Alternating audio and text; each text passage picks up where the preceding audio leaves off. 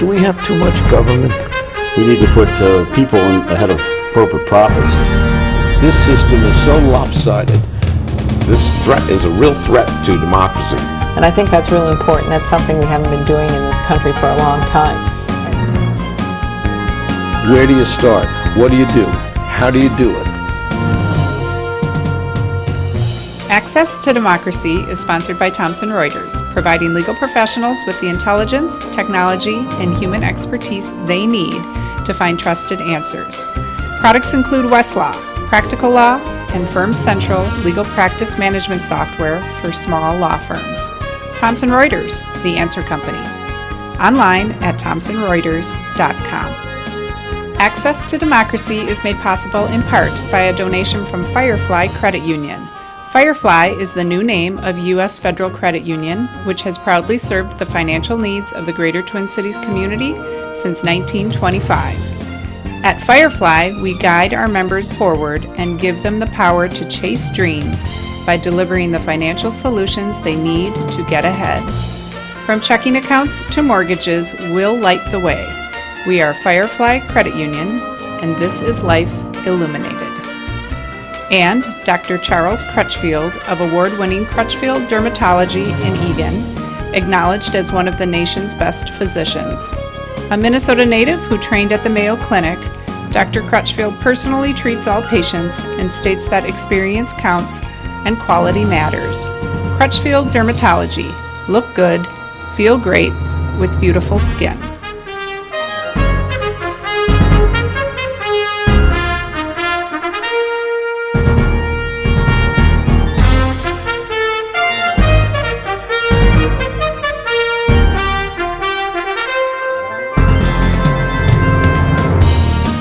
Welcome. Access to Democracy returns.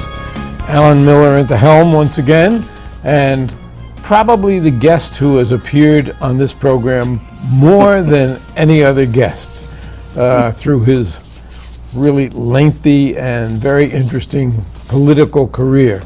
Senator Jim Carlson, who actually has become a rock in our legislative institution, and to prove it, he brought in not a rock, but a piece of the state capitol, which is undergoing renovation. A beautiful piece of marble. And there was a time, Jim, when you brought in another piece of material, and it was the Lafayette Bridge that was falling apart.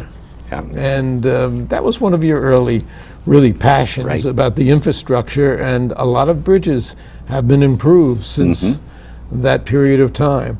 But I have to say, this is really That's beautiful. a piece of Georgia marble.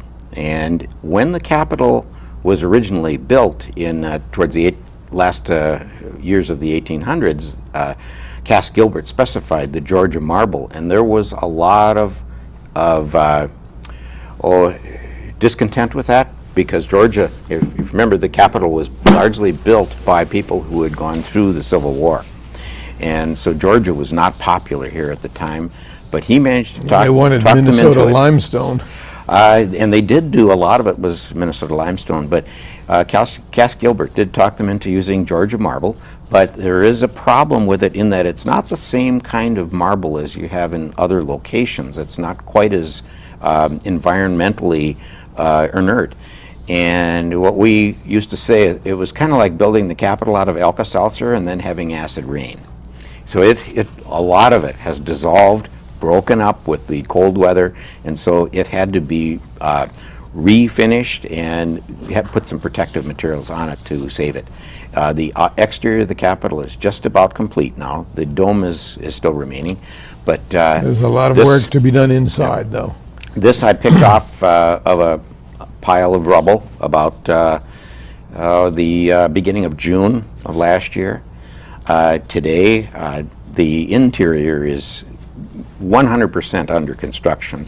I actually was in it yesterday and looked around, and you don't recognize the rooms in there right now. I went to visit my old office, and it's just not there anymore. So it's going to be a fine building. It's going to be something that the citizens of Minnesota will be proud of.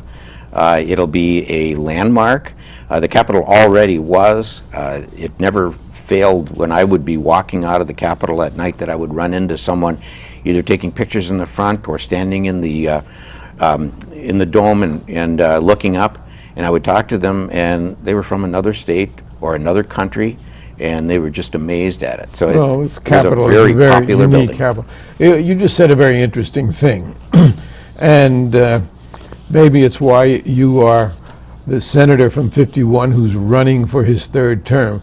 When you walked out of the Capitol at night, and many times the Capitol was deserted, all the legislators were gone, but Jim Carlson was still in his office. Jim Carlson, who at that time answered every communication that he got. Many as I can. And As many as I even can. the ones that are nasty with diatribes, trying to educate the uninformed.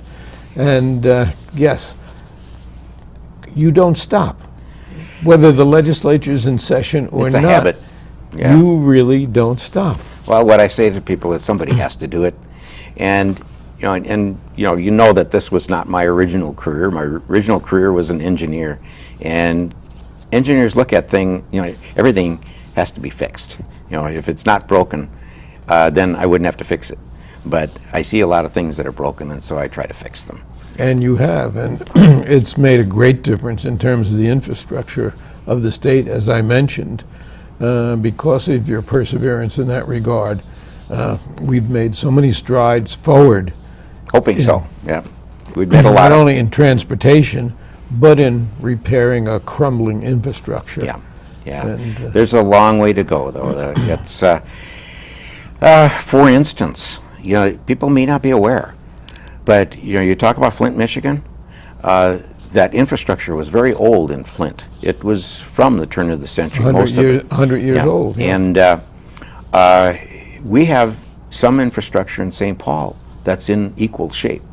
It is lead pipe or lead-based connections, and so those need to be repaired eventually. And I know that you've always been interested in the Flint, Michigan issue, and it's just such a tragedy, and also it demonstrates An what's avoidable wrong with our system. tragedy. Yes.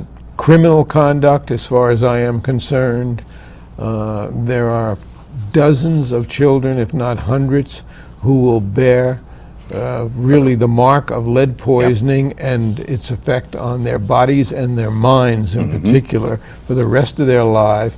And anybody who's responsible in that situation, as I believe the governor and his administration were and are, because Yes. as of this day they still haven't replaced one lead pipe, I think should face criminal prosecution and should be locked up I can't disagree with you. and made to yeah. drink from a pipe that has lead in it. We don't do those kinds of punishments, but something should be done. But it must also be said that this was not that person going off the rails, Governor Snyder going off the rails. He was following an ideology, and that ideology can come here.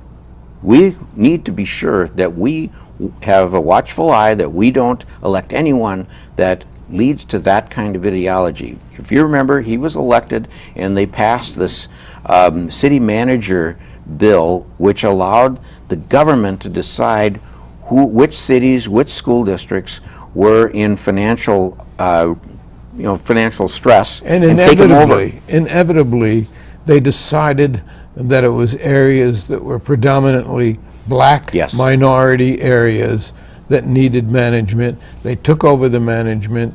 They did it in Detroit. They did it in Flint. They overrode everything that the people in Flint wanted to do, the elected officials. That's right. Yep. And the result is this. Now that manager is gone, but the damage remains. And Detroit is coming back in large part, but not because of, rather Yeah, that's instead right. of Yeah. what the manager did, the Yeah. city manager. And that the lack of investing in infrastructure eventually gets to that point.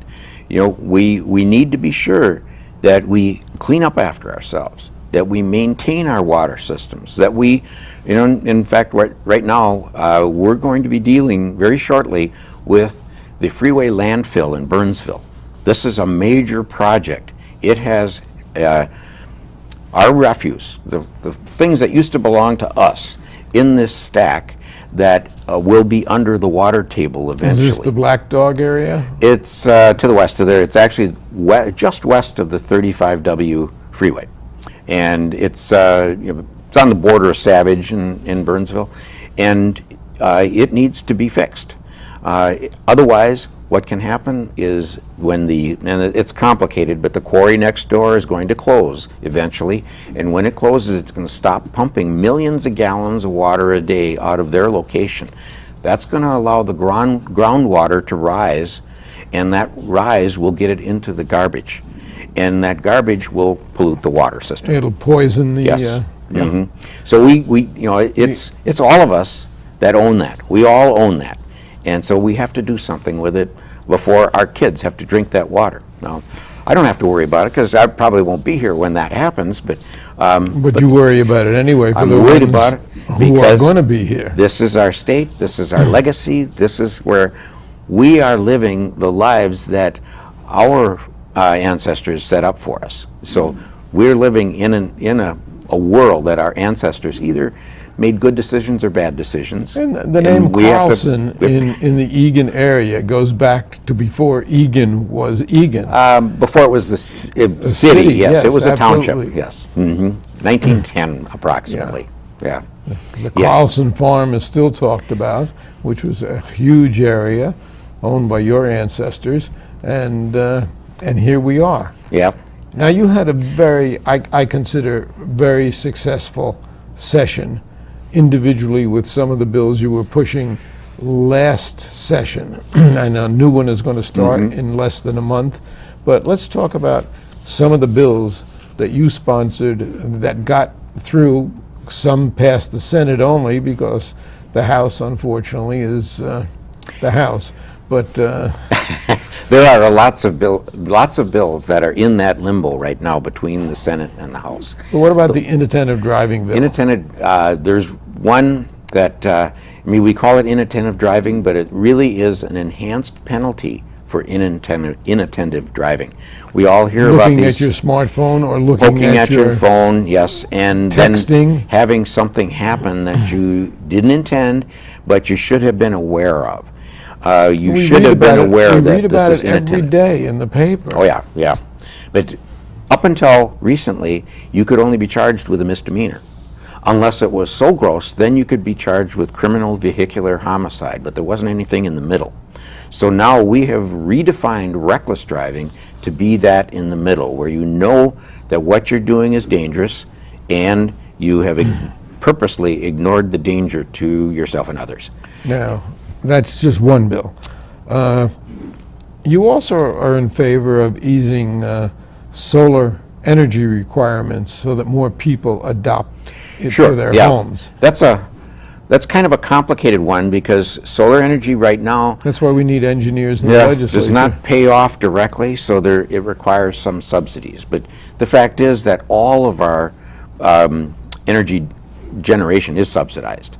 So this is a subsidy right at the generation point that's in or on your home. So there's nothing wrong with subsidizing that. You were an early supporter of marriage equality. Yes. Pre-registration of 16 and 17-year-olds. Correct. Yeah, we already register 17-year-olds who will be 18 by their birthday. But what we wanted to do was move that and to make it so that you can register at the same time you get your driver's license, because that's when you're really involved in the civic engagement. And when you fill out your driver's license, there's all of that information there about getting your registry done, and you could do it very simply at the same time. And Steve Simon, our new Secretary of State, is very much in favor of that also. Yeah, and so is my counterpart in the House is Dean Erdahl, a Republican retired teacher from the north suburbs. And he's having great difficulty convincing his caucus that this is the right thing to do.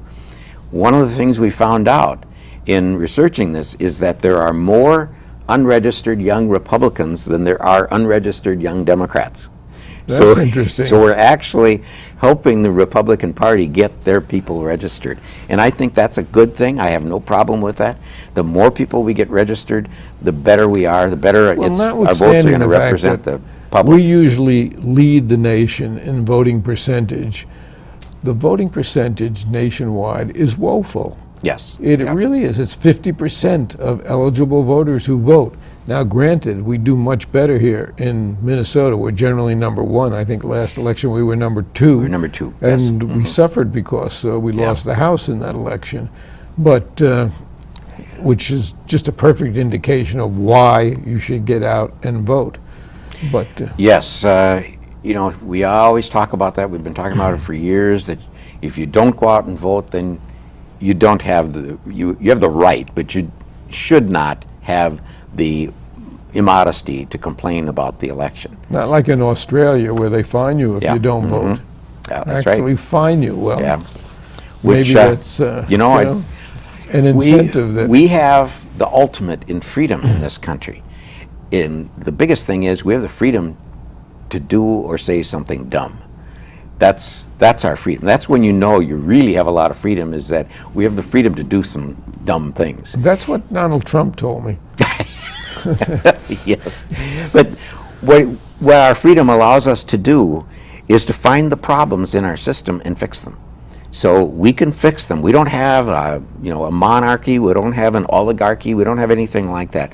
We can, at the lowest level, get involved and make major changes. And I've seen that happen many, many times. And Which reminds me, Alan, I want to make sure that I make a plug that, and I don't know when you're going to be airing this, but hopefully it's going to be before the 1st of March. And the 1st of March is it may the be as precinct early caucuses. as this weekend. Great, yeah.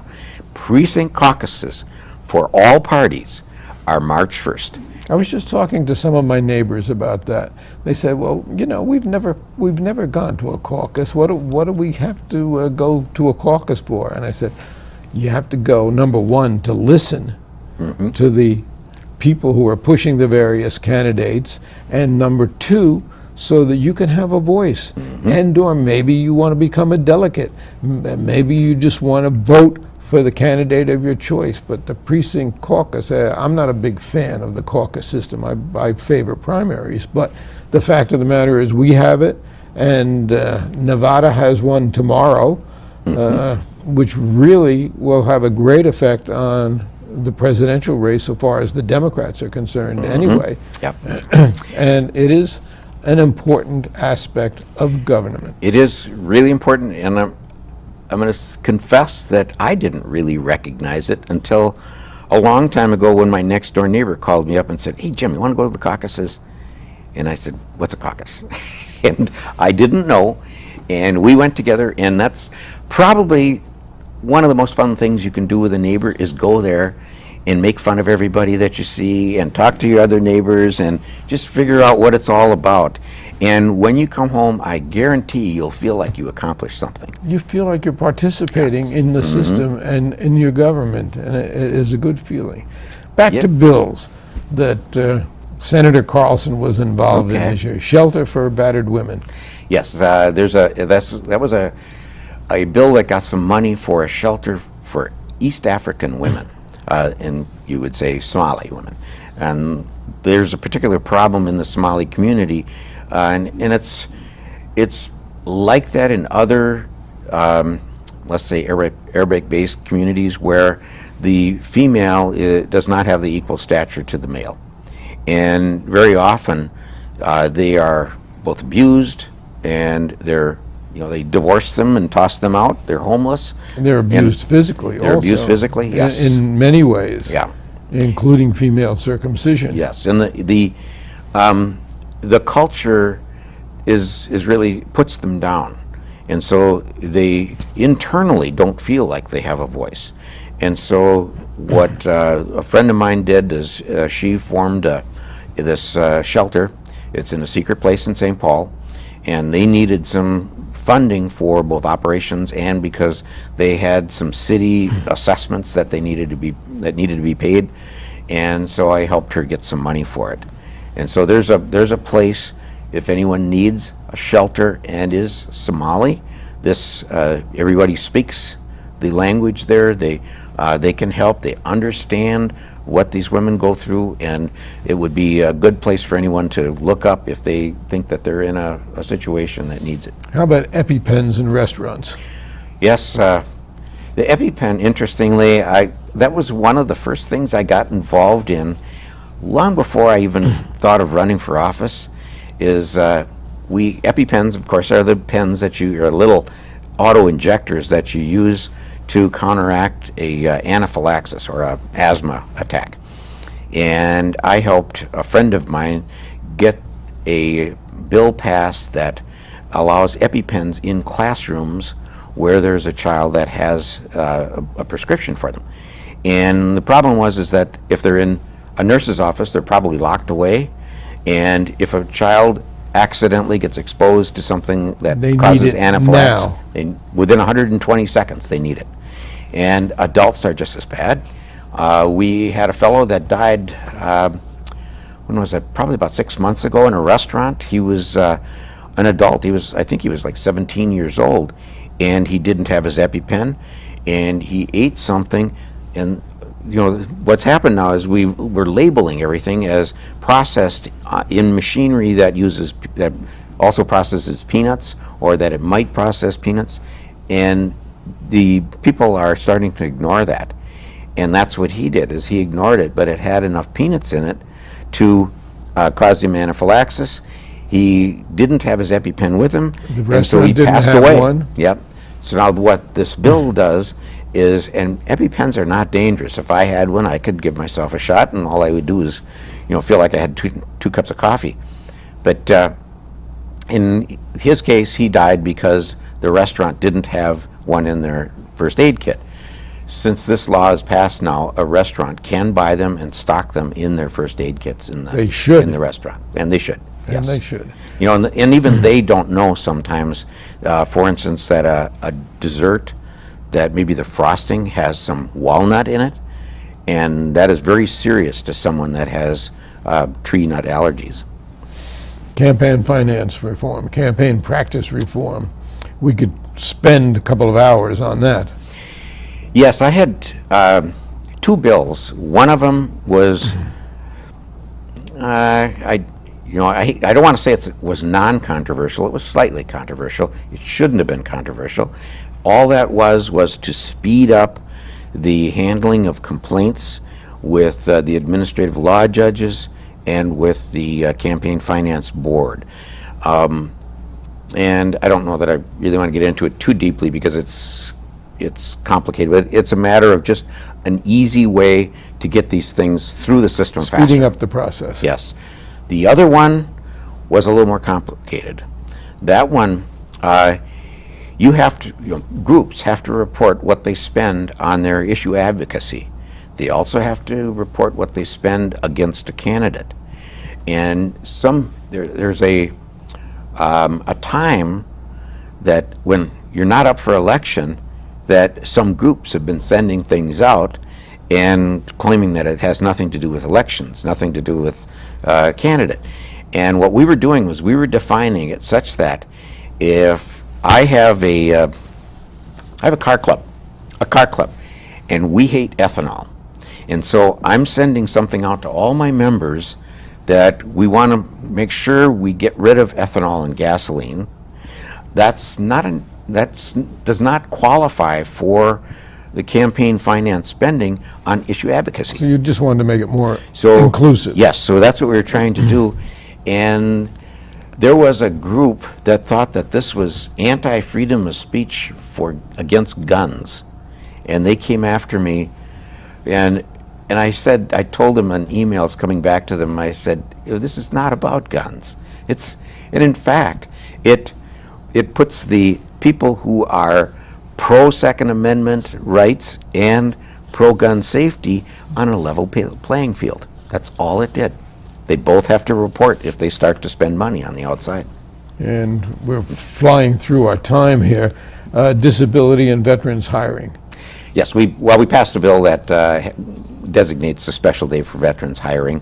On disability, I managed to get some money through for a pilot project on community-based services. This is the kinds of services where a person with disabilities can get local services. Now, we have just a little bit of time left, so let's talk about the new Senate office building, which is now complete and it's a Essentially complete, right? Yeah, Yep. a Yeah. beautiful place.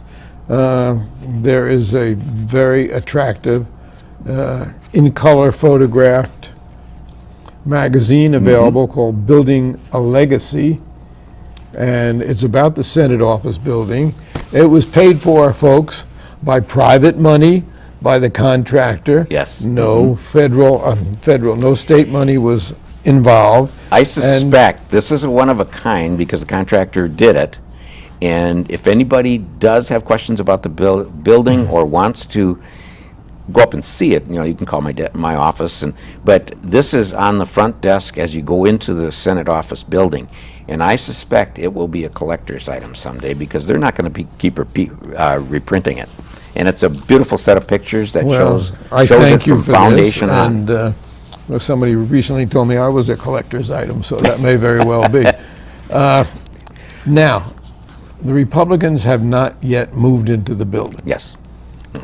So, in a sort of a peak of childishness to me, they refuse to move into the building. Republicans who are talking about keeping costs down in government and lowering taxes, which is their mantra, they're leasing space, the Republican senators. They're leasing space outside the building, which is ready for them to move in. This is lease space for the reviser that's going to move in where the senators are in the state office building. Yes. So they're refusing to leave.